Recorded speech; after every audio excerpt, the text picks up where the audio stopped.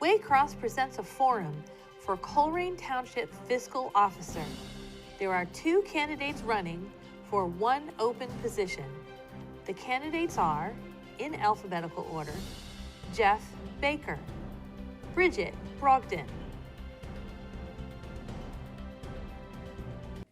Welcome to another election forum. This forum is for the office of the Colerain Township Fiscal Officer. I'm Kurt Radel, Government Programming Coordinator at Waycross Community Media. Mr. Jeff Baker and Ms. Bridget Brogdon are the candidates for the office. All the candidates were sent invitations via certified mail, and Bridget Brogdon was not able to attend. She was invited, but she's not able to attend this evening.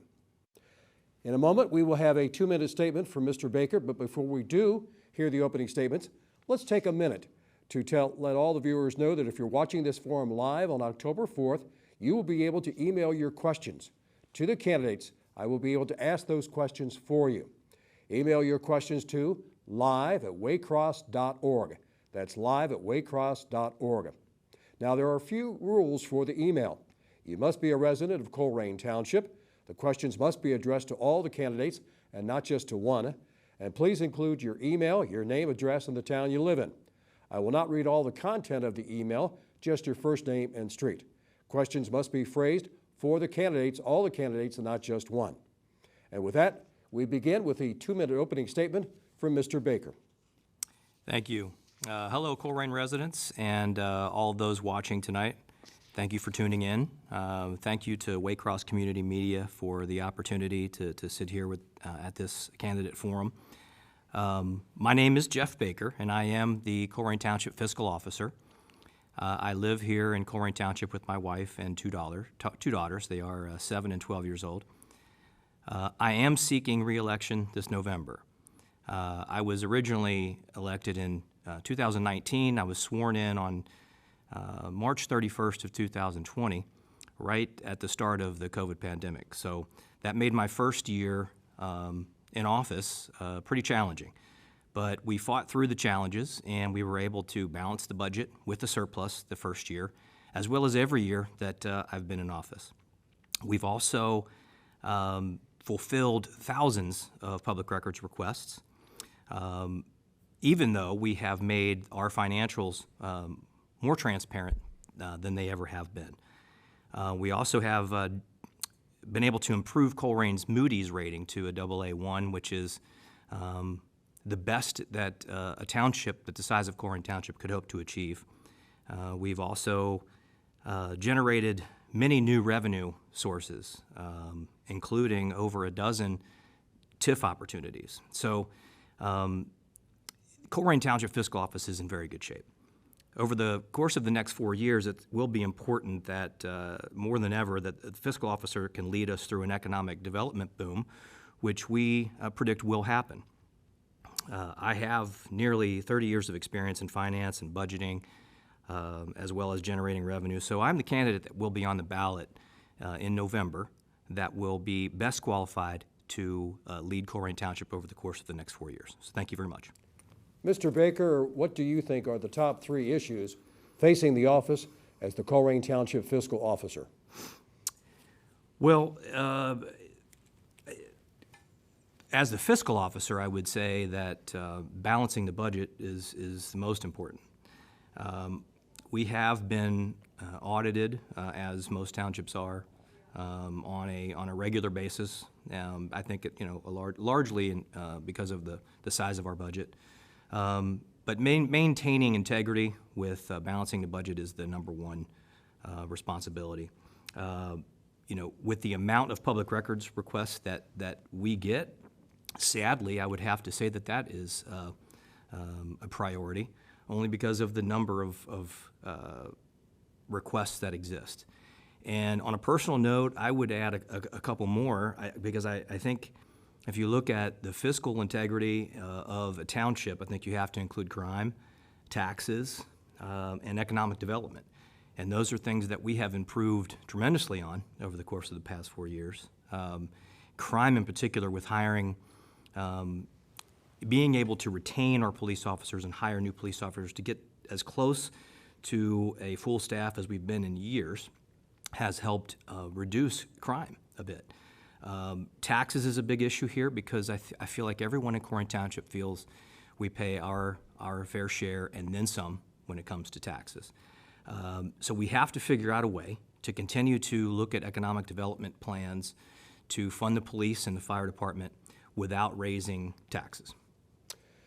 Mr. Baker, what's unique about your skills and experience that you can bring to the Colerain fiscal officer? Well, other than the fact that I've done it, when I sat here 4 years ago, I was a candidate and there were no incumbents. So there was going to be a learning curve. But the first thing I can tell you is that I have the skills. I've been doing this for 4 years. I've learned a lot. It is a tough job. I was told, very early on, what are you doing? But why do you want to do this? But so the years of experience that I've accumulated being the fiscal officer is one. Two is my background would be in finance.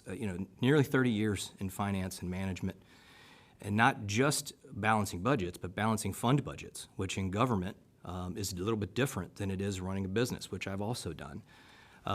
So those skills, I think, set me above and beyond in terms of being able to be, the most efficient fiscal officer that I can be. But I also feel like I bring a lot to the table with the current Board of Trustees, and that they value my opinion. And I think when it comes to economic development in the future and revenue-generating ideas, I think we have a good working relationship to where even though I don't have a vote on some of those things, I feel like I'm in a position to have my opinion heard. What is involved in reporting to the county and the state auditor's offices, and do the systems that are currently in place need to be improved? Well, I think anytime you're talking about a government system, which we do use, I think there's always room for improvement. But the benefit that we have here in Colerain Township is the staff that we have, not only in the finance department, but in every department. It is a very well-oiled machine that, on a daily basis, we're very fortunate to have the full-time people that are there that work as hard as they do to make sure things get reported timely and accurately. So, sure, there's always going to be tweaks here and there, but I think in general, we have a good working system. What's involved in fulfilling the public records request? And I'm sure that there are a number of requests from the public.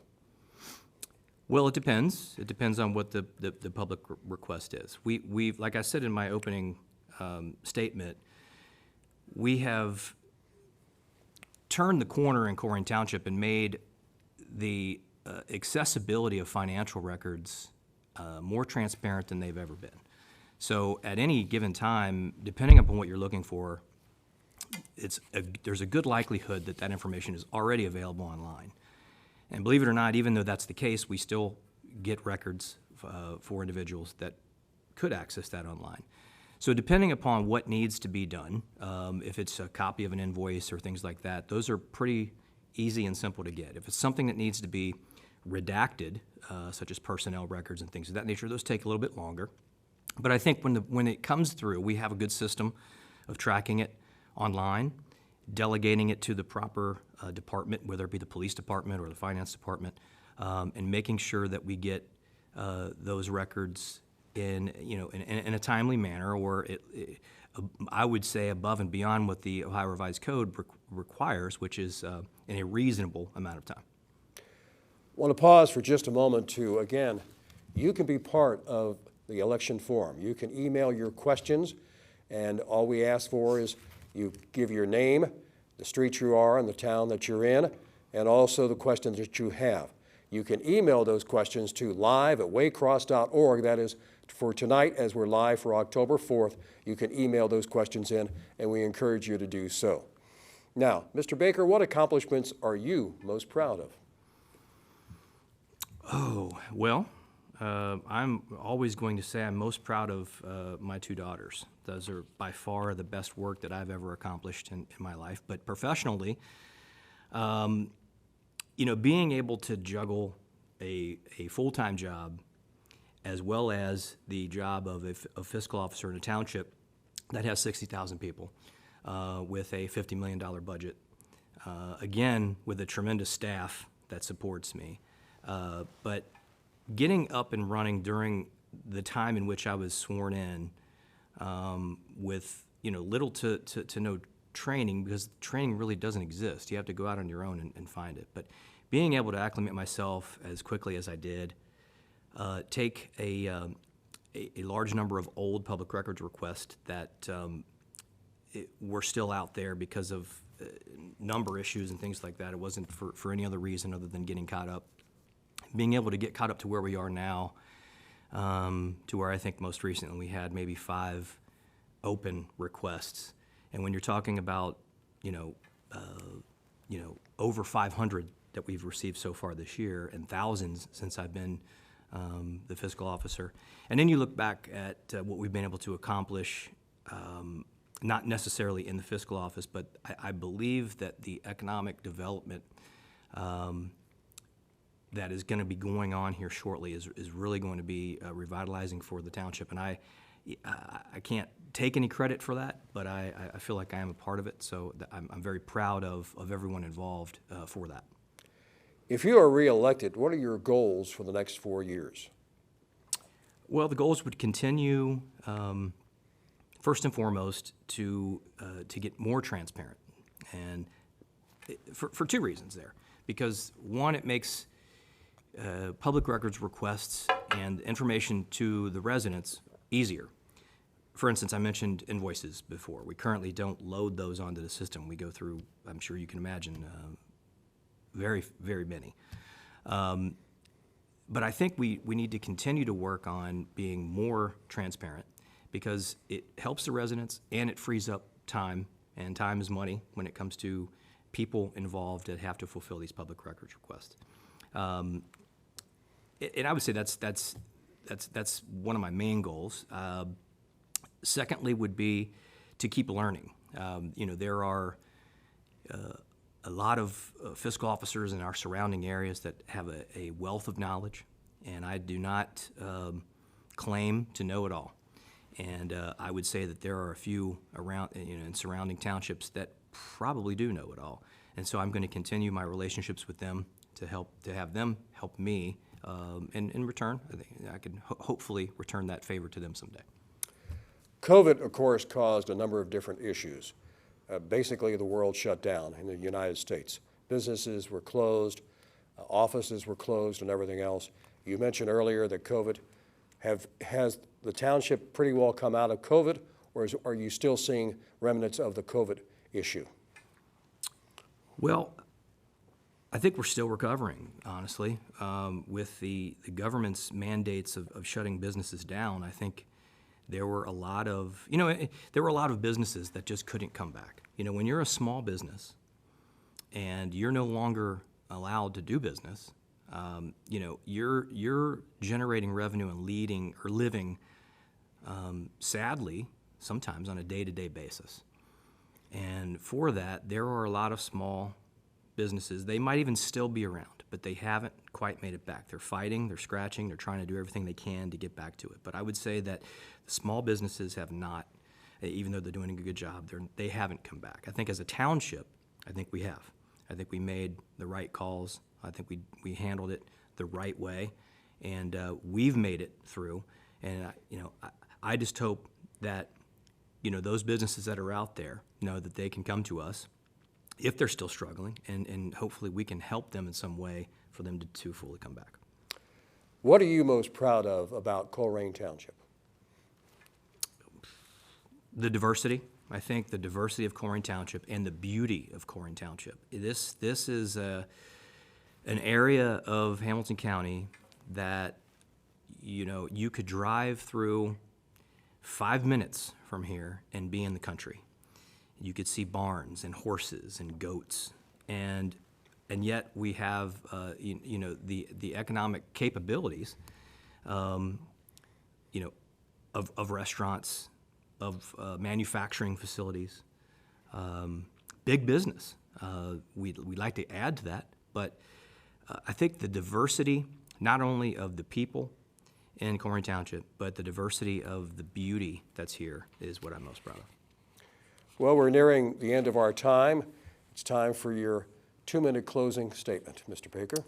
Well, thank you again to the for the opportunity that Waycross Community Media has given me. I looked forward to the opportunity of answering these questions with my opponent, and hopefully everything is okay there.